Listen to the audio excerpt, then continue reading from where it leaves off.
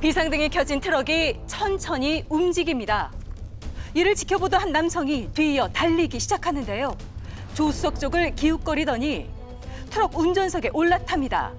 그 뒤로 다른 남성도 차도를 달리는데 무슨 일일까요? 경기도 고양시의 한 마을. 당시를 기억하는 이웃이 있을까요? 그러니까 차가 드라이브 상태였기 때문에 여기가 오르막인데 여기 오르막을 타고 올라간 거예요. 차가 이제 미끄러지면서 반찬 가게 아저씨가 그거를 막겠다고 달려갖고 이제 운전석에 타려고 한 거죠. 예. 운전자가 없었어요? 네, 트럭에 탄 남성은 마을에서 가게를 운영하던 양명덕 씨.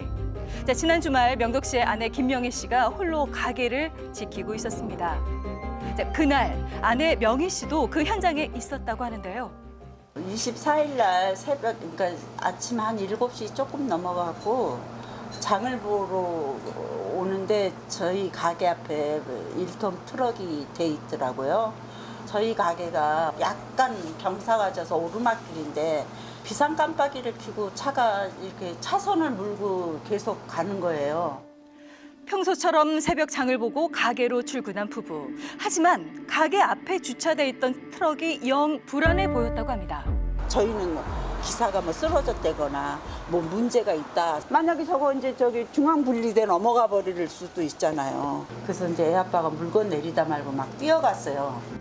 문제를 직감한 명덕 씨는 바로 트럭을 뒤쫓았습니다. 조수석 쪽으로 가는 거 보고 이제 문을 열었다가 다시 닫아요. 운전자가 없었나 네, 봐요. 조수석을 확인했지만 운전석은 비어 있었습니다.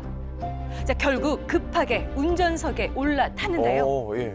운전대 쪽으로 가는 것까지는 보이는데 저기서 이제 신호에서는 내리막길이어서 그때는 몰랐죠. 당시 가게 앞에서 지켜보던 명희 씨는 오르막길 너머에서 트럭이 어떻게 될지 상상도 못했다고 합니다. 그리고 저 여기 있는데 그냥 펑 소리가 나는 거예요. 운전대를 잡은 지 얼마 지나지 않아 트럭은 인근 정비소 앞에서 전복되고 말았습니다. 아저씨 다 그래서 이제 타계시잖아요. 막 나 여기서 뛰어 올라가고 기사는 아마 이제 여기서 이제 저랑 거방 비슷하게 출발해서 기사는 이쪽 차선으로 올라가고. 트럭을 뒤늦게 쫓던 남성은 바로 트럭 기사였습니다. 정차해둔 트럭이 움직이자 급히 뒤쫓아갔던 건데요. 당시 양명덕 씨가 움직이는 트럭을 발견한 것이 바로 이 오르막입니다. 오르막길을 달려가면서까지 트럭을 막으려고 한 건데요. 자, 무려 150m 거리의 오르막길을 달리면서까지 필사적으로 트럭을 세우려 한 겁니다. 이렇게 오르막을 달려온 명덕 씨가 트럭에 올라탄 것이 바로 이 내리막길인데요. 그리고 그 트럭은 바로 이곳에서 전복이 됐습니다. 내리막길에서 속도가 붙은 트럭을 정상적으로 멈추기에는 이미 늦은 상황. 최대한 피해를 줄이고자 사람이 없는 쪽으로 운전대를 튼 것으로 보여집니다. 초등학교도 있고 여기가 여기 교회도 있고 여기 동사무소도 있고 사람이 많이 이렇게 왔다 갔다 아침 시간이라 또 많이 해요. 사람들도 있을 그런 거 아니에요. 과정조차 없었으면은 뭐 다른 차들을 박았을 수도 있고 인도에 사람들을 덮쳤을 수도 있고. 사고가 발생한 지점은 학교와 아파트 단지 인근의 어린이 보호구역이었습니다. 위험을 무릅쓴 명덕 씨의 희생으로 더 큰 사고를 막을 수 있었던 건데요. 하지만 사고 후 명덕 씨 부부의 일상은 송두리째 바뀌었습니다. 많이 다치셨나요? 네. 우리 집 아저씨 조리사 자격증까지 있잖아요. 그러니까 뭐 못하는 게 없어요. 저는 제가 할 일이 있고 우리 집 아저씨가 할 일이 있고. 가게의 만능 사장님이었다는 명덕 씨. 현재 몸 상태는 어떨까요? 일주일 동안에 수술을 4번을 한 거죠. 워낙 신경이 다 죽어 있대요. 이게 하면서 그쪽 신경이 죽어 있어서 그냥 하반신은 좀 어려울 것 같아요. 그 소리만 들었어요. 네. 사고로 이 신경을 크게 다쳐 하반신 마비 가능성이 높다는 진단을 받았다고 합니다. 사람이 오면 그냥 씩 웃어요. 이제 아니까. 그리고 말은 못해도 그냥 입모양으로 그냥 미안해. 미안해. 최근 의식은 회복했지만 아직 자가호흡은 힘든 상태로 치료를 이어가고 있습니다. 사고 소식을 듣고 손님들이 가게를 찾았는데요. 얼마나 답답하겠어요. 활동적인 사람이. 그러니까 이렇게 좋은 일 하셔갖고 뵈니까 괜히 눈물이 나. 그러니까. 한 단골 손님은 가족의 일처럼 깊은 한숨을 내셨습니다. 딸하고 같이 이용을 많이 했어요. 눈 올 때 이렇게 반찬 들고 가면은 아니래요. 미끄러워지니까 사장님이 가져다 드리신대요. 근데 그런 게 너무 생각이 나더라고요. 병상에 있는 명덕 씨 걱정에 손님은 끝내 눈물을 보였습니다. 평소에도 이웃 너무 상인들도 좋은 예, 분이죠. 마찬가지였는데요. 사장님께서 평소에도 여기 상가에 눈이 내리면 제일 먼저 출근해서 눈을 다 치워주시거든요. 그냥 미끄러지기가 쉬우니까 어린이들도 많고.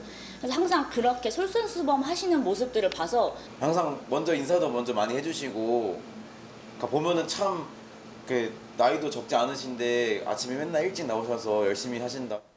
이제 한편 또 다른 막막한 현실이 눈앞에 놓였습니다. 남의 차를 탄 거잖아요. 우리 차도 아니고. 그러니까 보험이 이게 혜택을 못 받을 수도 있다. 그러니까 저희는 이제 그게 걱정인 거죠. 명덕 씨가 트럭 주인이 아니기 때문에 보험 혜택을 받지 못할 가능성이 크다는 겁니다. 그건 또 그렇겠네요. 제3자가 타인의 차량을 운전자 검 상황에서 무단 조작을 해서 사고 난 상황이지 않습니까? 너무 무단 운전 억울하겠는데. 같은 경우는 그렇죠. 보험회사에서 보상이 안 됩니다. 면책입니다. 예. 수술부터 재활치료 비용까지 그 부담이 만만치 않은데요. 치료비가 지금 현재 한 4,900만 원 정도. 수술비하고 중환자실 그것만 나온 보험 없이 거지. 저걸 어떻게 감당하죠? 앞으로까지 계산서가 나온 건 아니잖아요. 또 후유 장애도 있을 네, 텐데. 더 큰 사고를 막으려다 발생한 피해인데도 보험 적용이 불가능한 걸까요? 더 큰 사고를 미연에 방지하기 위해서 위험을 무릅쓰고 제3자가 차에 뛰어들어서 브레이크 조작을 해서 어떻게든 막아보려고 했는데 이게 결국에는 사고로 이어졌기 때문에 이 부분에 대해서 긴급 피난이나 위험 회피 목적이지 않나 이렇게 판단이 되면은 자동차 보험에서 당연히 적용이 받을 수 있을 거라 생각합니다. 이전에도 용감한 시민들의 의로운 행동이 있었는데요. 지난 2018년 고의 사고를 내 의식을 잃은 운전자의 차량을 멈춘 운전자는 보험사의 보상을 받았습니다. 자, 반면 2019년 터널 앞에 멈춘 차량을 함께 이동시킨 김용선 씨는 화물차 충돌에 심각한 중상을 입었는데요. 제가 선사를 해서 했던 일이기 때문에 후회는 하지 않습니다. 하지만 현실은 참 참담하네요. 오랜 입원 치료로 사업도 접어야 했고 보상 문제로 1년 넘게 보험사와 협상을 해야 했습니다.